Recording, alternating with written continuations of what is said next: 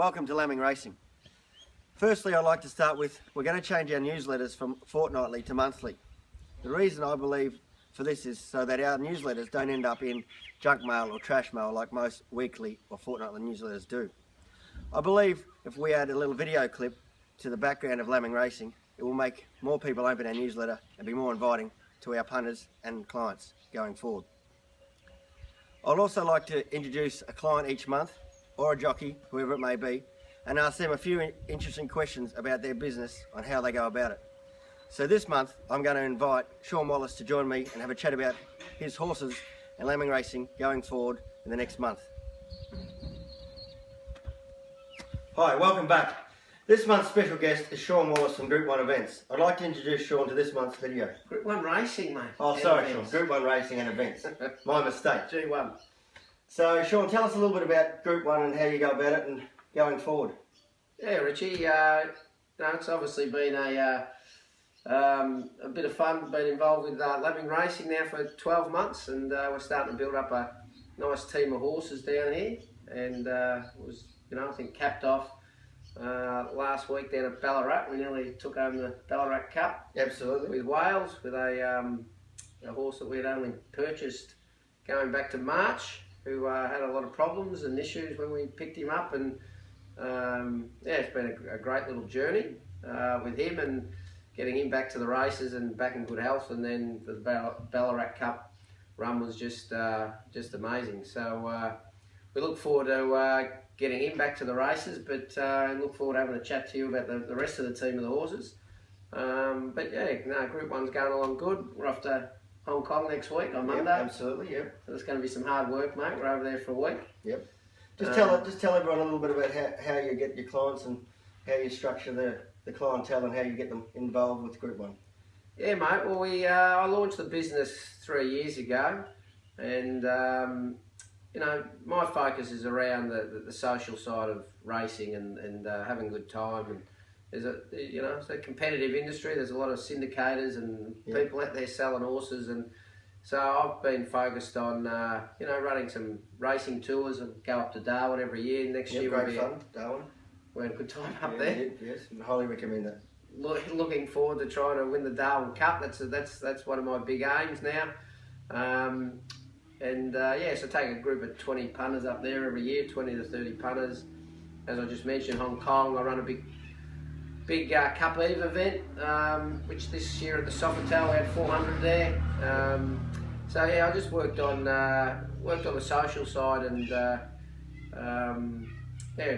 tomorrow we've got our Good Blokes Society lunch at the Long Room, which we're a good day. Looking forward to that. I think we've got 30 blokes coming along to that. So yeah, mate, that's how I've been, I guess, finding all the clients, and I'm no spring chicken, so I've been around the block a little bit absolutely. with business, and obviously you build up networks and friend bases, and so starting to build up a good little team of clients and horses.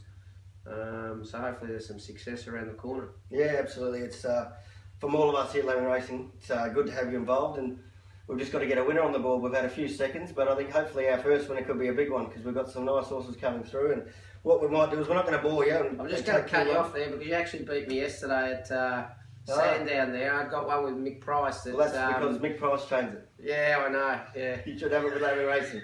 Anyway, yeah, you ran a nice third, Sean, but hopefully we'll get our first winner soon. But we're not going to bore you and take too long and stretch this video out. I'm just going to quickly run through last month's runners, and when I get to Sean's horses, we'll just stop and have a little quick chat about them.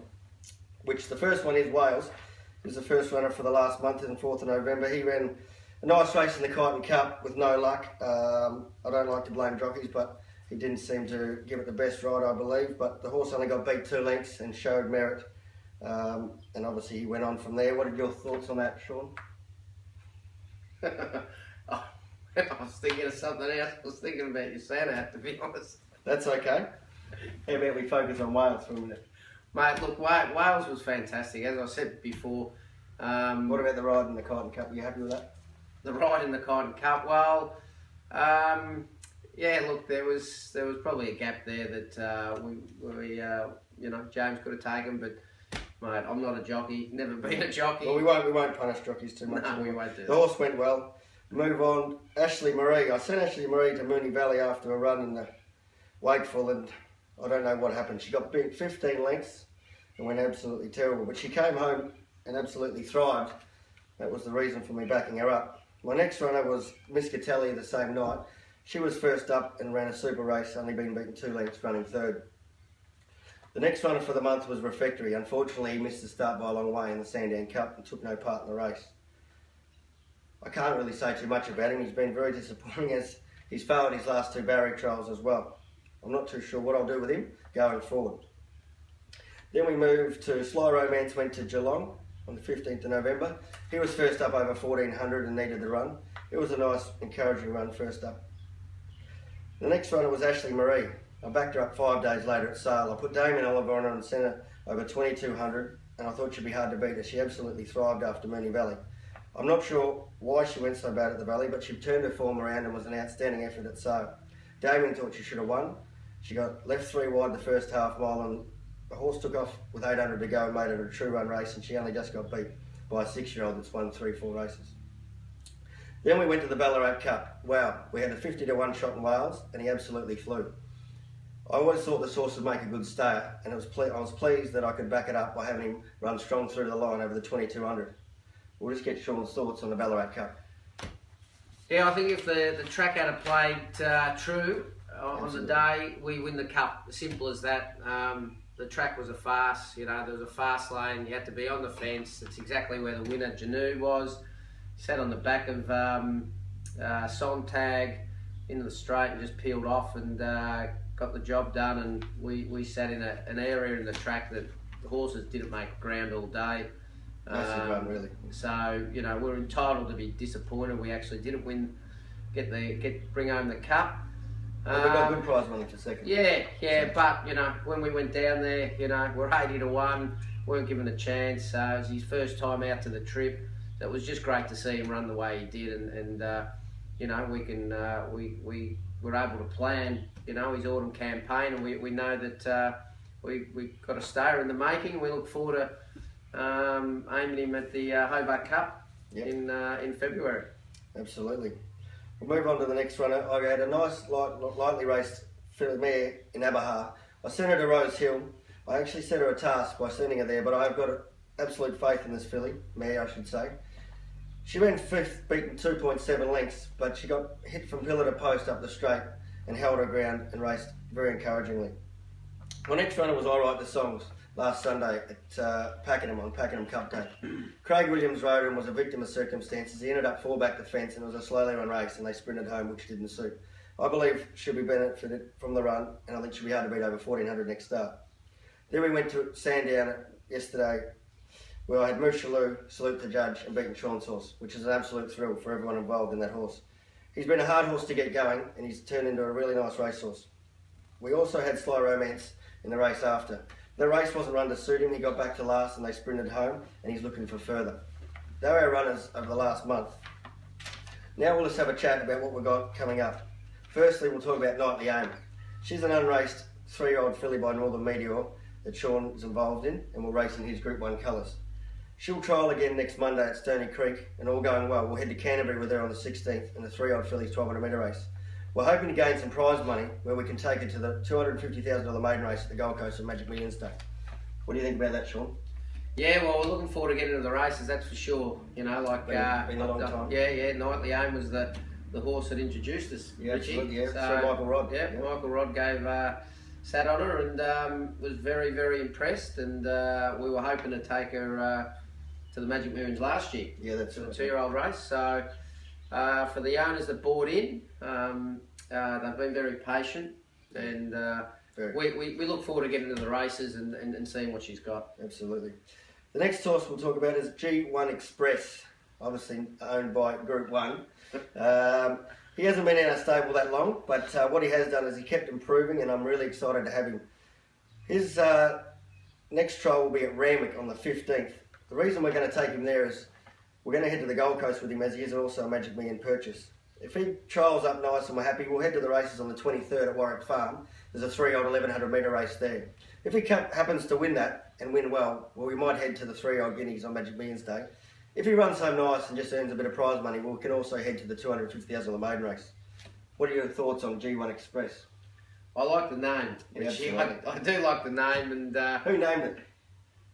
Well, I actually named it. We had about 6 names, okay. And the horse, the size, All American, and the 6 names that I put forward were all taken. And I finished up.